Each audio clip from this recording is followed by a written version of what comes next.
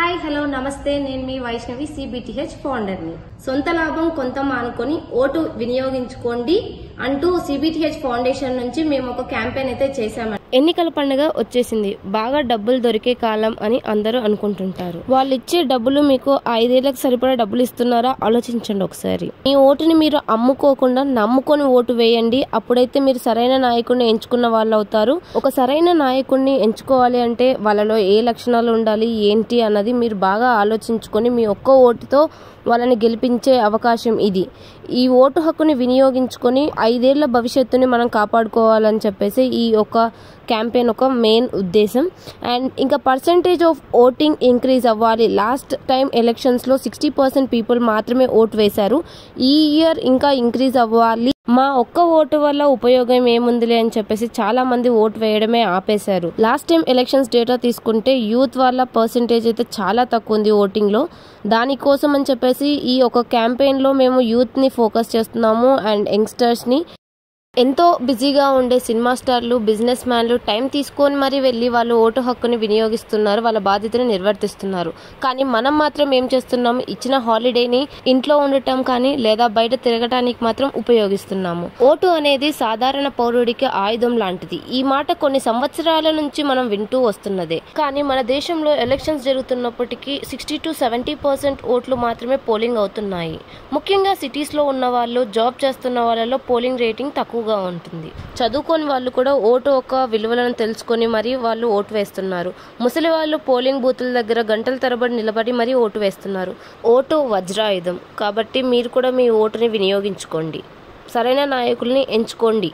మీరు వేసిన ఆ ఒక్క ఓటు నెక్స్ట్ టైం ఎలక్షన్స్ లో నిలబడే క్యాండిడేట్స్ కి కానీ లేదా పాలసీస్ రాసే వాళ్ళకి కానీ ఆలోచించే అవకాశం కలుగుతుంది. మీకు నచ్చిన వాళ్ళకి ఓటు వేయండి, అంతేకాని ఇంట్లో వాళ్ళు చెప్పారని చెప్పి వాళ్ళు వీళ్ళు చెప్పారని చెప్పి ఎవరికో వాళ్ళకి పడితే వాళ్ళకి ఓటు వేయకండి. ఎన్నికల్లో ఎప్పుడు కూడా పార్టీలకు వేయకూడదు.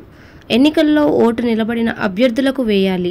మన నియోజకవర్గంలో నిలబడిన అభ్యర్థులలో ఎవరు మంచి వాళ్ళు, ఎవరు మన కోసం పనిచేస్తారు అని గమనించి ఓటు వేయాలి. మనం మార్కెట్లోకి వెళ్ళినప్పుడు వెజిటబుల్స్ కానీ ఫ్రూట్స్ కానీ ఎంతో సమయం కేటాయించి మరి చూసి మరి తీసుకుంటాము. కానీ ఎన్నికల సమయం వచ్చేసరికి ఏమాత్రం టైం కేటాయించకుండా, అభ్యర్థి యొక్క గుణగణాలను తెలుసుకోకుండా, సర్వేల మీద ఆధారపడి ఏ పార్టీ వస్తుందో అని తెలుసుకుని ఆ పార్టీలకు ఓటు వేయడం ఎంతవరకు కరెక్టో మీరే ఆలోచించండి. మరి ఓటు వేయనివాడు సత్యవాని కింద లెక్క. చాలా ప్రజలకు ఉపయోగపడే కార్యక్రమం ఇది. తర్వాత యూత్కు మంచి సబ్జెక్టు, ఎందుకంటే యూత్ ఎలా ఓట్లు వినియోగించాలి, యూత్ ఎవరి ఓటు హక్కు వారు వినియోగిస్తే దేశానికి న్యాయం జరుగుతుంది, ప్రజలకు న్యాయం జరుగుతుంది. ముఖ్యంగా పేద వర్గానికి మీరు చేసే కార్యక్రమం ఎంతో ఉపయోగపడుతుంది. అన్ఎంప్లాయిడ్ యూత్ ఎవరైతే ఉన్నారో వాళ్ళు ఫీల్ అవుతుంటారో మాకు నోటిఫికేషన్ రాలేదు, జాబ్స్ రాలేదు అనేసి. కొంతమంది గవర్నమెంట్ మీద పడి ఏడుస్తూ ఉంటారు, ఈ గవర్నమెంట్ అది చేయలేదు, ఇది చేయలేదు, ఈ డెవలప్మెంట్ చేయలేదు, ఆ డెవలప్మెంట్ చేయలేదని. సో వీటన్నిటికీ ప్రతి 5 yearsకి ఒకసారి మనకు మంచి అవకాశం వస్తుంది ఓటింగ్. కాబట్టి ఆ రోజు కొంతమంది ఎలా ఉంటారు అంటే హాలిడే దొరికింది కదా అని మంచిగా ఇంట్లో కూర్చొని ఇచ్చేస్తూ ఉంటారు. సో అది కరెక్ట్ కాదు.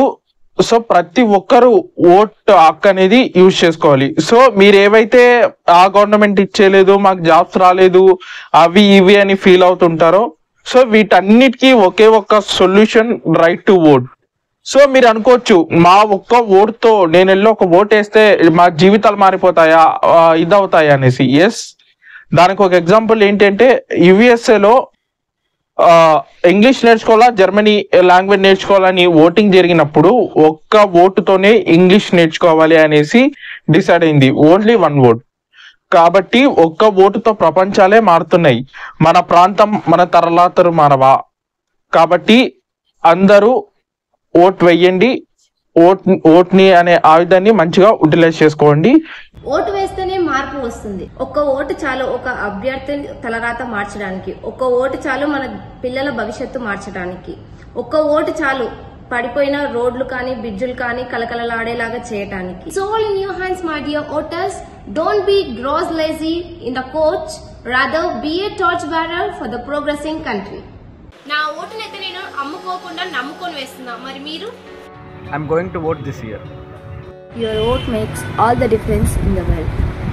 So I am going to vote in this year. Think twice, vote twice. Remember, for your progress, for welfare and for your happiness, never fail to cast your vote in elections. So I am going to vote this year. Please vote for better future. I am going to vote this year. నేను ఈ year voting వేస్తున్నాను. I am going to vote in this year. Please, you too cast your vote. I am planning to cast my vote in the upcoming election. I am going to use my vote on May 13th. I am going to cast my vote this year for the better future.